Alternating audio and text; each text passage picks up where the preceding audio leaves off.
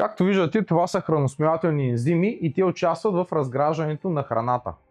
А знаете ли, че тялото изразходва немалко калории, за да разгради приетата храна?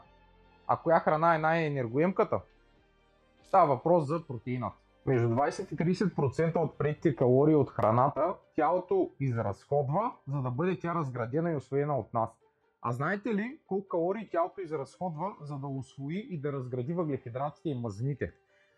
Това и още доста интересни факти на тема хранене, хранителни добавки и маркетинг трикове, които използват производителите им, може да намерите в моята първа книга "Голямото магическо хапче", налична и във всички 23 физически магазина на Сила.bg в страната, както и в личния ми сайт radomirachev.com.